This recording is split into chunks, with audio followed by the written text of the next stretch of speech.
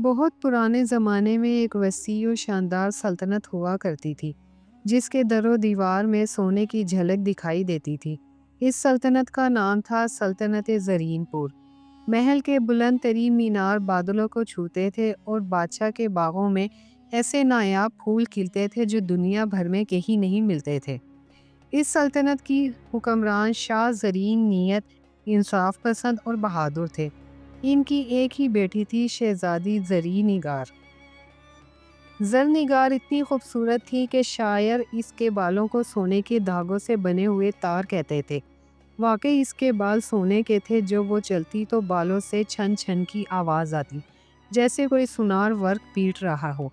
جب وہ ہنستی تو بال جھوم جھوم کر روشنی بکھیرتے اور پورا محل سونے کی مانند چمک اٹھتا۔ لوگ دور دور سے اس کے بال دیکھنے آتے اور بادشاہ نے حکم دے رکھا تھا کہ کوئی شہزادی کے بالوں کو ہاتھ نہ لگائے، کیونکہ وہ نہ صرف سونے کے تھے بلکہ جادوئی بھی تھے۔ ایک بار جو کوئی انہیں چھو لیتا اس کی قسمت بدل جاتی، کبھی اچھی طرف تو کبھی بری طرف۔ شہزادی زرنگار کو اپنے بالوں سے نفرت تھی۔ بابا، یہ بال مجھے قیدی بنا دیتے ہیں، وہ اکثر روتے ہوئے کہتی۔ میں ان کے بغیر کیسے لگوں گی؟ کیا میں خوبصورت نہیں رہوں گی؟ بادشاہ مسکرا کر کہتے، بیٹی، تمہارے بال تمہاری شناخت ہے، یہ تمہیں اللہ کی خاص نعمت ہے۔ مگر زرنگار کو لگتا کہ یہ نعمت نہیں، عذاب ہے۔ وہ راتوں کو چپکے سے اپنے بال کاٹنے کی کوشش کرتی، مگر جو ہی کینچی بالوں کے قریب جاتی، کینچی پگھل جاتی یا بال اور لمبے ہو جاتے۔ ایک دن سلطنت میں خبر پھیلی کہ شمالی جنگلوں میں ایک خوفناک ڈائن رہتی ہے جو لوگوں کو پتھر بنا دیتی ہے۔ ڈائن کا نام تھا ملکہ سیاہ فام۔ اس نے اعلان کیا تھا کہ جو کوئی اس کے پاس شہزادی زرنگار کے سونے کے بالوں کا ایک تار بھی لے کر آئے گا، اسے ڈائن اپنی پوری جادوئی طاقت دے دے گی۔ یہ سنتے ہی سلطنت میں ہلچل مچ گئی۔ بہت سے بہادر، لالچی اور بیوقوف شہزادے، تاجر اور چور شہزادی کے بال حاصل کرنے کے لیے محل میں گھسنے کی کوشش کرنے لگے۔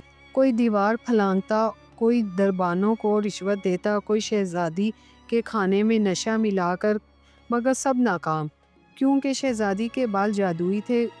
جوں ہی کوئی بری نیت سے ہاتھ بڑھاتا، بالوں سے بجلی جیسی چنگاری نکلتی اور حملہ آور راکھ ہو جاتا۔ بادشاہ پریشان ہو گئے۔ انہوں نے اعلان کیا کہ جو شہزادی کو اس لعنت سے نجات دلائے گا، اسے آدھی سلطنت اور شہزادی سے شادی کا وعدہ ملے گا۔ اب افسانہ غریب لکڑہارے کی طرف مڑتا ہے۔ اس کا نام تھا فرہاد۔ فرہاد شمالی جنگلوں کے کنارے رہتا تھا۔ وہ نہایت ایماندار، ہمت والا اور سچا نوجوان تھا۔ ایک دن جب وہ جنگل میں لکڑیاں کاٹ رہا تھا تو اسے ایک بڑھیا روتے ہوئے ملی۔ بڑھیا بھوک سے مر رہی تھی۔ فرہاد نے اپنا سارا کھانا اسے دے دیا اور اسے اپنی جھونپڑی میں لے آیا۔ بڑھیا نے کھانا کھایا اور فرہاد کی ماں سے باتیں کرنے لگی۔ رات کو جب فرہاد سو گیا تو بڑھیا نے اس کی ماں سے کہا، تمہارا بیٹا بہت نیک ہے، میں کوئی عام بڑھیا نہیں، میں پریوں کی ملکہ ہوں۔ ملکہ نے 3 جادوئی تحفے دیے۔ پہلا، یہ جادوئی کلہاڑی، یہ جو بھی لکڑی کاٹے گا سونا بن جائے گی۔ دوسرا، یہ چادر غیب، اسے اوڑھو تو کوئی نہ دیکھ سکے۔ تیسرا، یہ انگوٹھی، اسے منہ میں رکھ کر جو چاہو سچ ہو جائے گا، مگر صرف 3 بار۔ ماں نے جھجکتے ہوئے تحفوں کو قبول کیا۔ صبح جب فرہاد اٹھا تو ماں نے ساری بات بتائی۔ فرہاد نے تحفے لینے سے انکار کر دیا۔ امی، جو رزق اللہ نے لکھا ہے وہی ملے گا، میں محنت سے کماؤں گا۔ مگر ماں نے اصرار کیا۔ آخر فرہاد نے کلہاڑی اور چادر تو لے لی، مگر انگوٹھی واپس کر دی۔ امی، اگر قسمت بدلنی ہوگی تو بنا جادو کے بدلے گی۔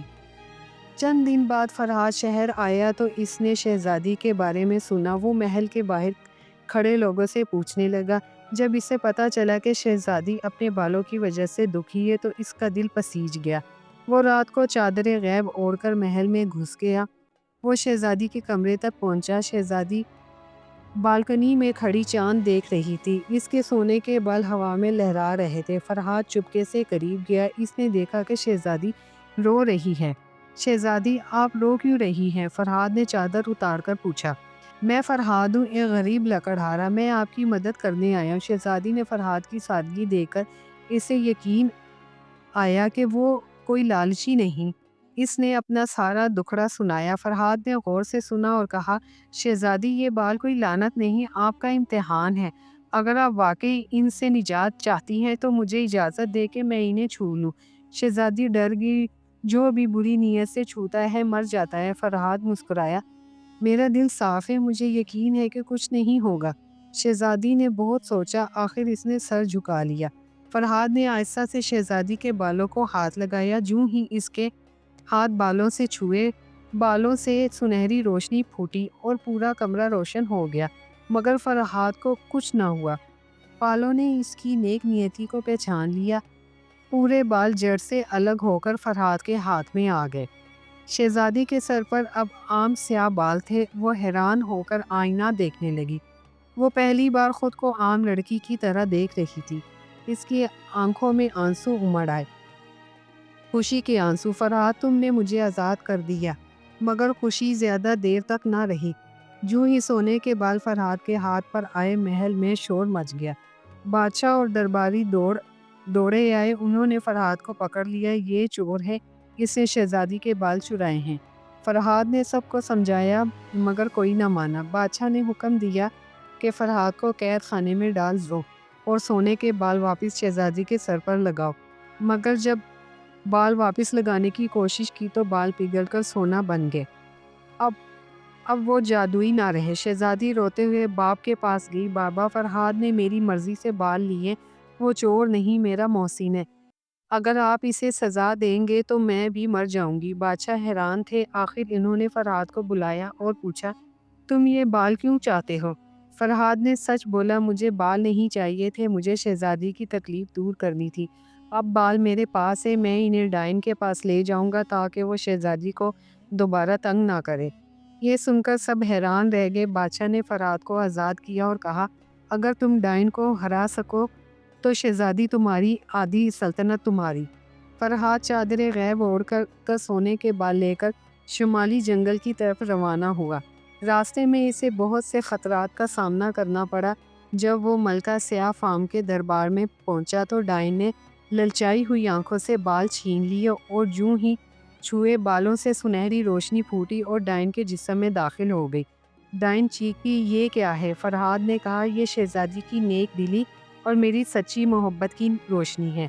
اب تمہارا سارا جادو ختم۔ ڈائن کا جسم جلنے لگا، وہ پتھر بننے لگی، آخر وہ ایک سیاہ پتھر بن کر رہ گئی۔ اس کے محل میں پھول کھلنے لگے، پرندے گانے لگے اور جنگل دوبارہ سبز ہو گیا۔ فرحاد واپس لوٹا۔ شہزادی اس کا انتظار کر رہی تھی۔ اب وہ عام بالوں والی خوبصورت لڑکی تھی، مگر اس کی آنکھوں میں پہلے سے زیادہ چمک تھی۔ بادشاہ نے فرحاد کو گلے لگایا اور شادی کا اعلان کیا۔ شادی کے دن پورے شہر میں روشنیاں تھیں۔ فرحاد نے اپنی جادوئی کلاڑی سے سونے کی اینٹیں بنائیں اور غریبوں میں بانٹ دی۔ اس کی ماں کی آنکھیں ٹھیک ہو گئیں، وہ خوشی سے رو رہی تھی۔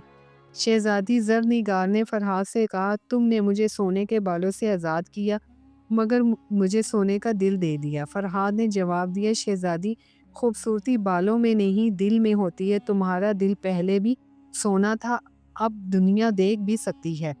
اور وہ دونوں خوشی خوشی رہنے لگے۔